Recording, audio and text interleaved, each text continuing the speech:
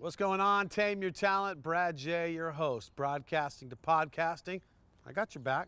Online announcer training. Today we're going to talk about something to do with the director. Oh, this is always one of my fun ones that I love to talk about. Direct the director. That sounds kind of weird. If you're the announcer, aren't you supposed to be directed by the director and such forth? Well, you can help out and you can make your world mesh with the director if you just kind of follow some of these rules. And here's what it is. Help that director be his best, okay? Some directors, now I've worked with people that they're scared, they're nervous, they're shaky, they haven't maybe directed on something this big before. Help them be their best. How do you help that director be his best? Well, communicate. Communication is the key. Communicate with that director prior to the event. Just talk to him. Kind of know his or her plan. Like, what do you want to do with this? How do you want to announce this? What's your flow here? Bring up concerns well in advance. If you see something that's a concern to you, that might be a concern to him, it might be a concern to the competition, which ultimately could be something wrong for your whole program if you don't say something about it. So if you have concerns, bring them up. Like, well, how are we going to announce this person if he's over here? Or I've had situations where they said, oh, you're going to announce from right over here.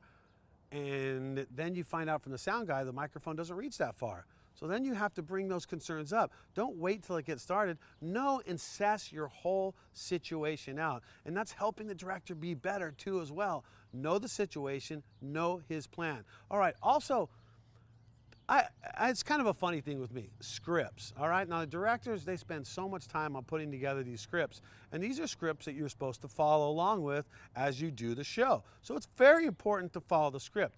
One of those other things with me, though, is I like to look at the script broad and just see like where the commercial breaks are, what time is this supposed to start, what time is this supposed to start. But as far as that, I don't like to know it in and out. And the reason I don't like to know the script inside and out is because you have to be flexible. So in Olympic competition, when I've been announcing Olympic Games, scripts are very important and you have to stick by them. You have a little bit of room to wiggle, but for the most part, you got to be pretty much on point. But there's a lot of events where the script gets thrown out the window halfway through the event. Don't get frustrated. Be flexible. Be able to understand and figure out ways to be proactive and make it work for what the situation is. Be a problem solver. Don't throw your hands up in the air and say, well, I studied the script and this isn't on the script, because it doesn't matter at that point.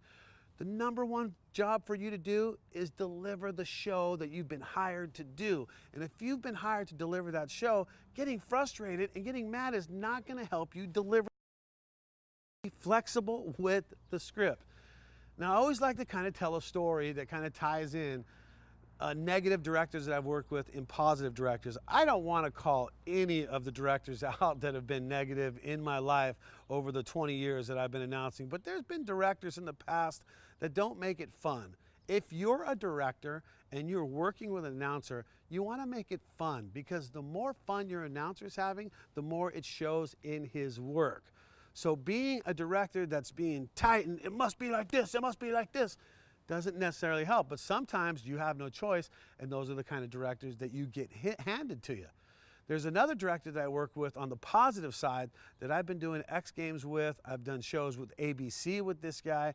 We have worked together for so many years, and I'll tell you what, he is one of my favorite all-time directors in the entire world. And I'm not going to mention any names, so any directors that are watching my online training right now, it could be you or it could be the other guy. But I'll tell you what, he's fun to work with. And the reason he's fun to work with, he lets me be me. He's not trying to control the show so hard. He's actually knows what my capabilities are, so he'll let it go and let it have fun. And when a director does all that, then you have fun, the show's better, and it's a win-win situation for every single person in there. And you can develop all that by this, by getting them to work along with you. And that's when we talk about, number one, help them be their best. Number two, communicate with the director prior to the event. Number three, know his plan. Number four, bring up those concerns well in advance so you don't get to that situation and then it is just a snafu. You definitely don't want that. Know the script, but be flexible on the script as well. That's right, because the script could be thrown out in the water in the first 10 minutes of the show and means nothing. But remember this, if you want to have success as an announcer, the dude that is ultimately, or dudette that is ultimately in charge is going to be the director. So you need to answer to them, but that's why if you take all the steps, like I said, help them be their best, communicate with them, know the plan, problem solving, all that stuff. If you do that ahead of time, then everything will work out the way you want to do. All right, that's it right there. Direct the director.